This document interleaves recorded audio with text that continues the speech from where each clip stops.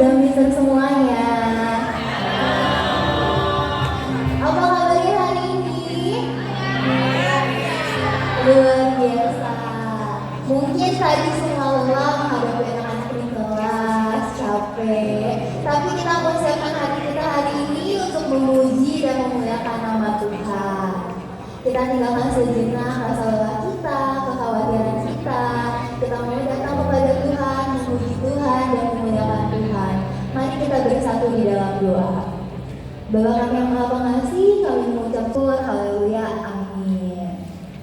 Oke, bisa semua dipersilakan untuk bangkit berdiri. Aja.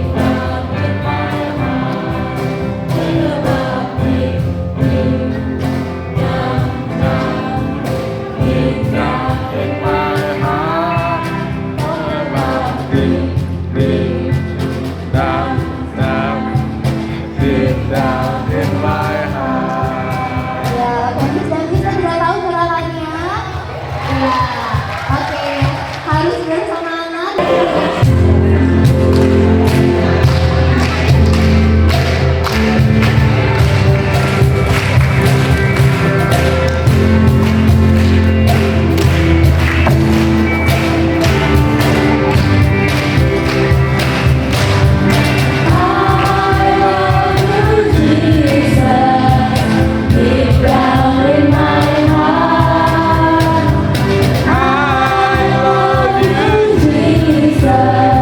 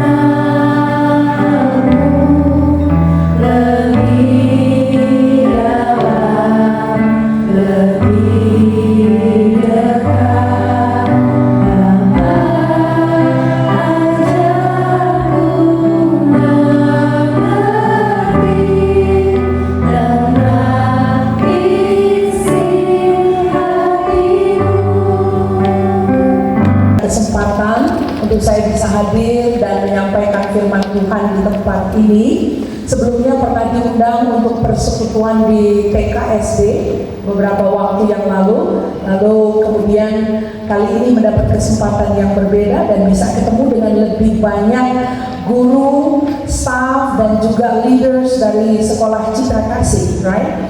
Nah, tadi waktu naik ke lantai 4, saya cukup banyak berpapasan dengan para murid.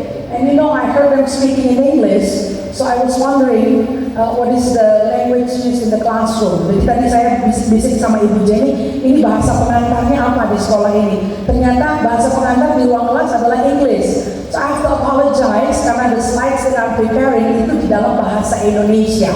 Kalau nanti ada kesempatan berikutnya, maybe we convert it into English, right? Jadi hari ini allow me to speak in bahasa. Jadi kan saya berbicara di dalam bahasa. I think you're okay with that, right? Gak apa-apa ya?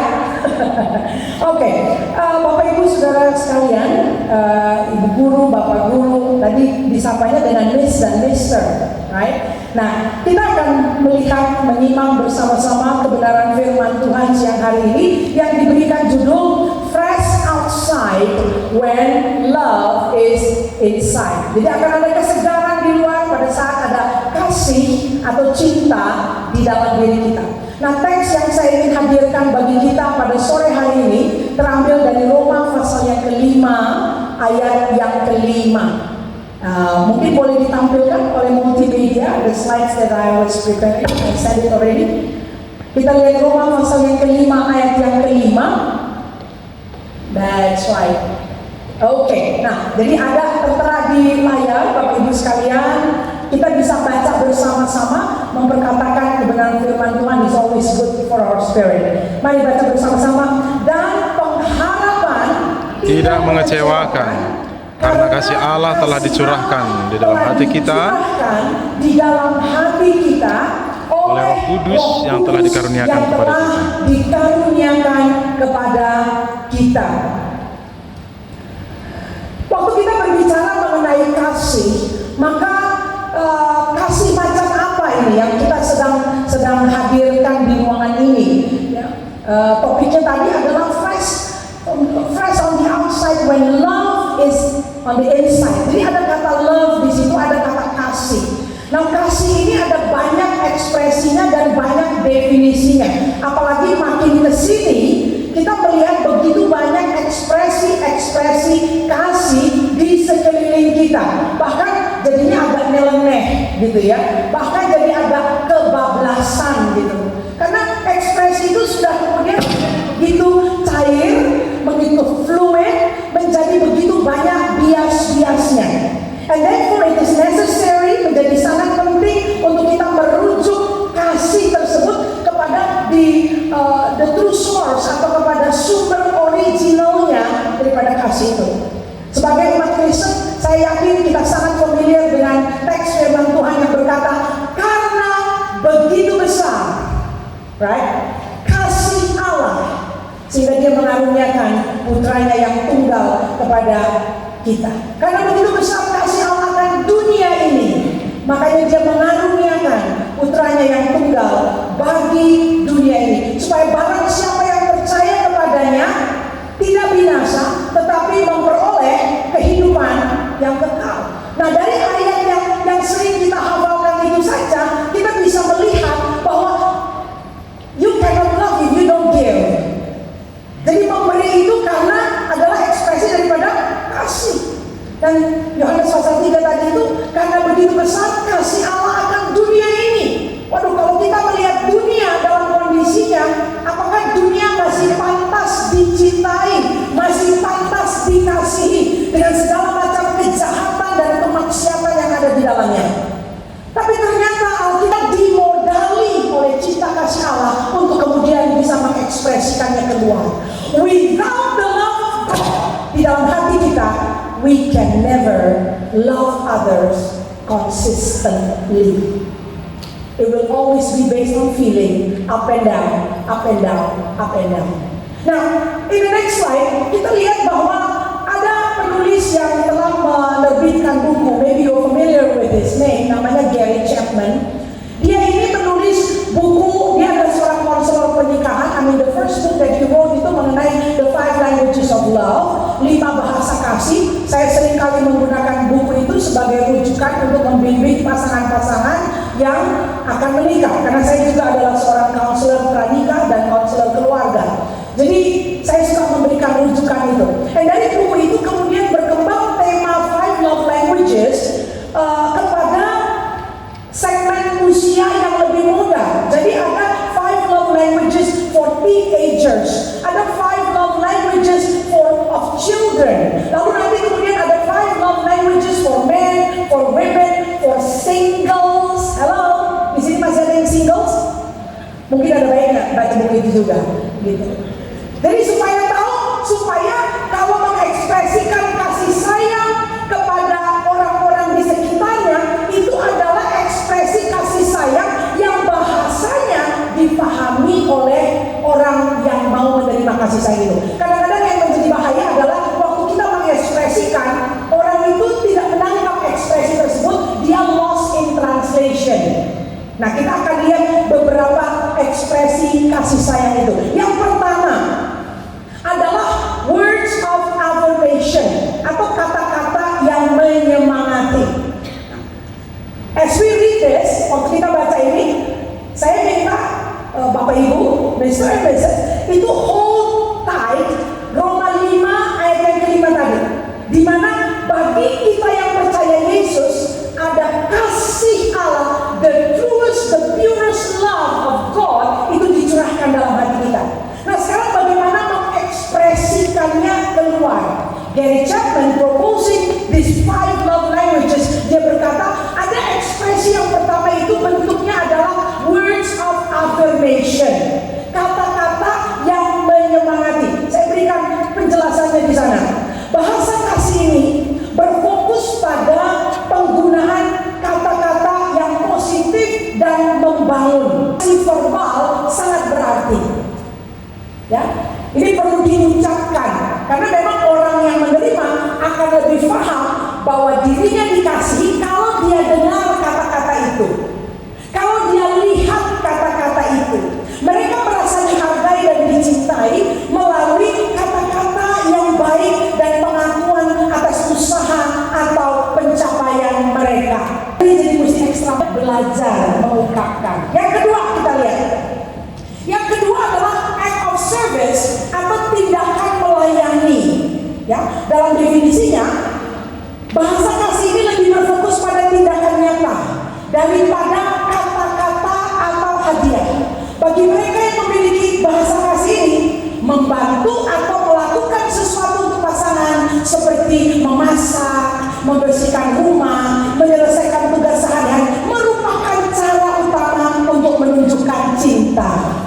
Wah, saya tidak mau asumsi, tapi banyak istri yang merasa lebih disayang sama suaminya kalau suaminya itu mau cuci piring.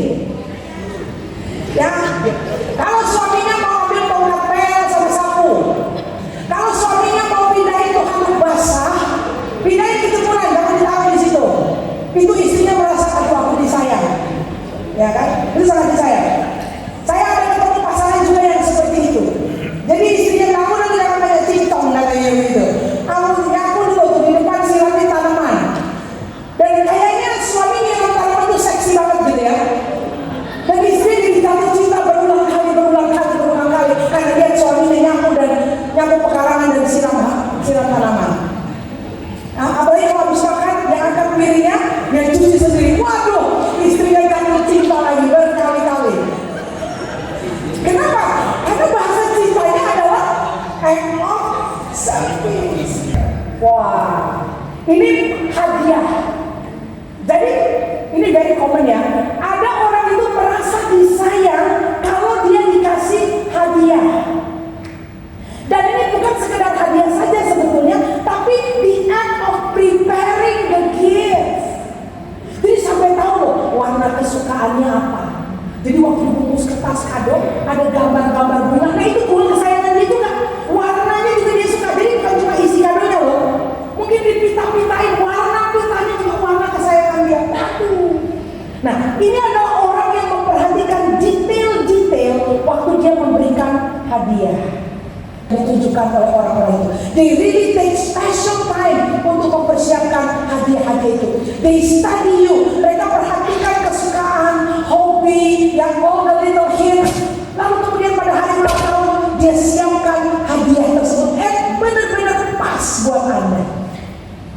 Ini adalah orang yang bahasa kasihnya, ekspresi kasihnya adalah gift. Kemudian yang keempat, quality time. Ya, ada quality time, waktu berkualitas. Nah, ini udah jelas ya. Orang yang memiliki bahasa kasih ini, waktu bersama adalah hal yang penting. Pokoknya together. Kita sama-sama spending time together. Mau makannya di mall atau mau makan bakso di pengkolan selama aku beserta kamu. Nah, itu dia senang sekali. Ya. Nggak harus ada di mall. Jalan bersama-sama padahal udah penuh loh, bentar lagi hujan. Itu makin senang dia bersama-sama. Kenapa? Time together is important. Doing activity together is important. Ada loh anak-anak murid yang seperti itu. They like the time together. Whatever activity, pokoknya time together, they are very happy. Mereka senang sekali. Jadi bukan cuma anak, kita orang dewasa juga perlu tahu apakah bahasa kasih kita seperti itu, atau adakah tim kerja kita yang punya bahasa kasih seperti itu. Halo, kita perlu buka agenda dan menjadwalkan waktu supaya itu menjadi waktu yang uninterrupted. Oke, jadi karena kalau orang volunteer nggak bisa diburu-buru dia. They will just enjoy and happy kalau memang disiapkan waktu bagi mereka. Number five adalah physical touch, sentuhan fisik. Jadi ekspresi kasih sayangnya adalah kalau ada sentuhan fisik, pelukan, ciuman, pegangan tangan, tap on the shoulder, rub on the back, ya, diusap punggungnya, ditepuk bahunya. Itu akan mengkomunikasikan afirmasi cinta yang luar biasa. Dynamic, bagaimana dinamikanya supaya pernyataan-pernyataan cinta itu bisa terjadi. I would like you to see Philippians chapter 2 verse 12 to 13. I quote this in the English version. Lebih jelas ya, kalau punya Alkitab bahasa Indonesia you can check the bahasa also. Next slide, kita lihat Philippians chapter 2. Oke. Ada dua kata yang saya bikin bold di situ yang penting menjadi perhatian kita. This is the dynamic. Bagaimana cinta yang di dalam hati itu bisa kemudian menjadi ekspresi outward expression bagi kita. Ayat 12 berkata begini. Therefore, my beloved, as you have always obeyed, so now, not only as in my presence, but much more in my absence, work out your salvation with fear and trembling. Bahasa Indonesia itu berkata, tetaplah kerjakan keselamatanmu dengan takut dan gentar. Kata kerjakan di situ dalam bahasa Inggrisnya adalah work out. You are working it out.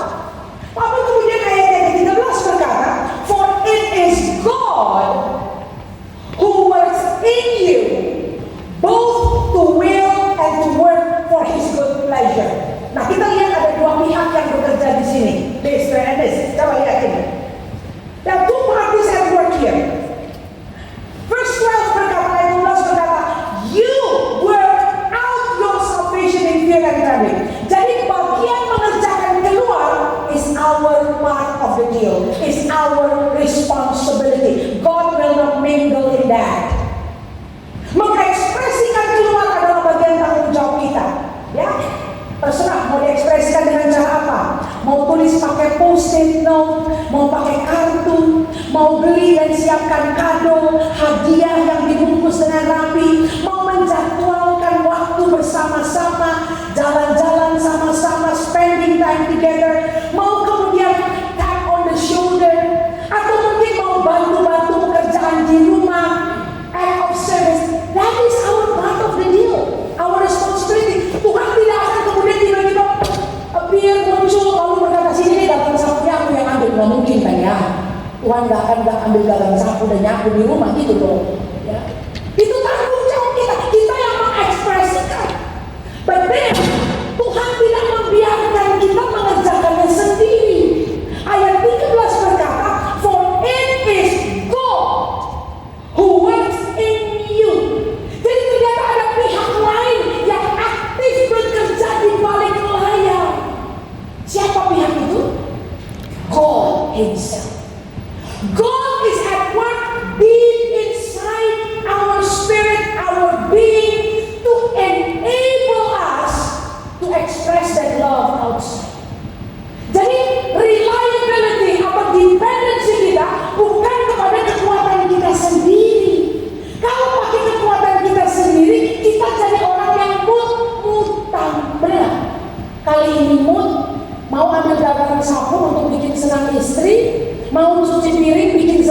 istri, tapi kemudian kalau dia ada gangguan emosi, kalau dia kemudian lagi tersebut, dia nggak nyapu lagi. Itu piring numpuk lagi, nggak ikut bantu-bantu lagi. Kenapa? Dia lagi takut. Kalau pakai kekuatan sendiri, and we can never do that. Dan kita berkata bukan dengan kekuatan, bukan dengan keperkasaan, tapi oleh Rohku kata Tuhan. We rely on the strength that comes from God. Allah bekerja di dalam kita to enable us. Kenapa dia bekerja di dalam kita? Karena dialah yang memulai pekerjaan yang baik itu. Kasih the next slide. Ini yang keren banget nih. Pernah lihat gak gambar ini dalam ilustrasi-ilustrasi? Ya, ayatnya mungkin pernah kita baca dalam bahasa Indonesia. Pikulah kuk yang kupasang dan belajarlah padaku, karena aku lemah lembut dan rendah hati, dan jiwamu akan mendapat ketenangan.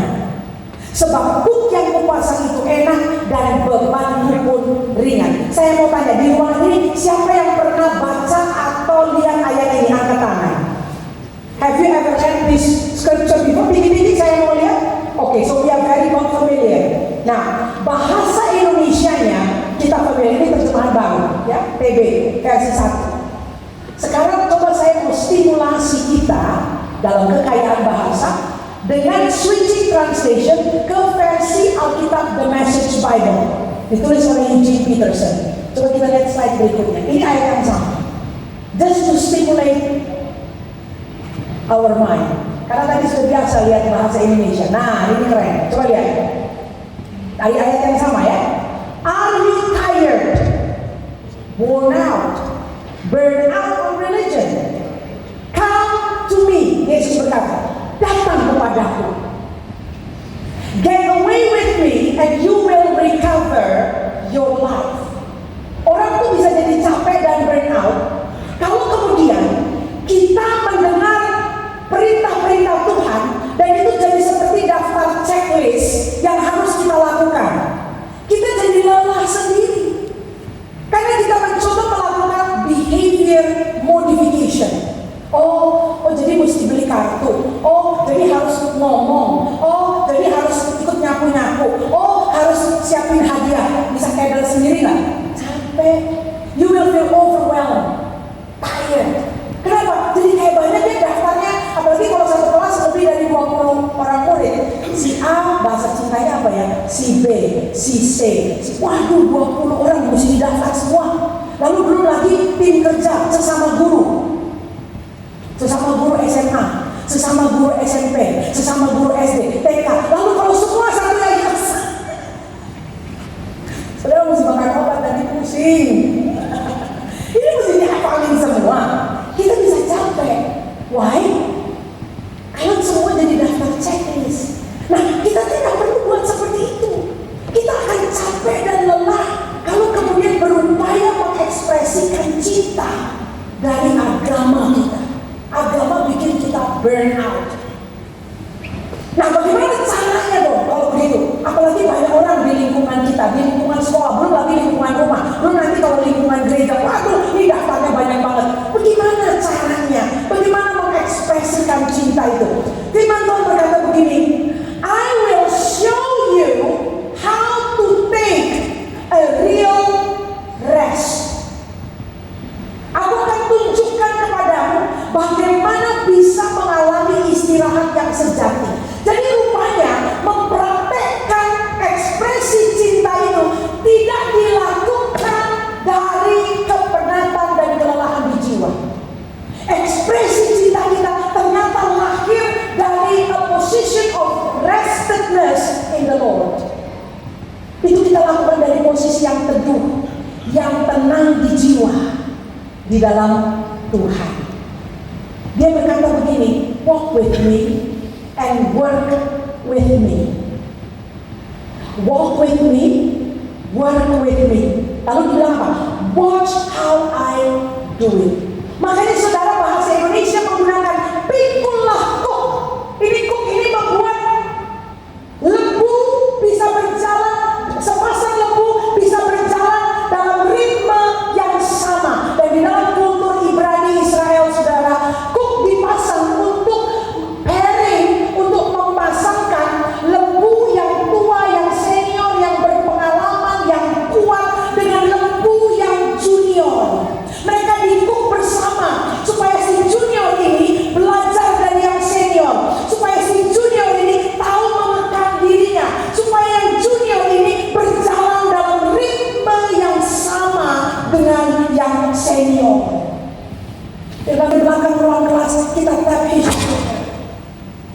dan berkata, "Are you okay?"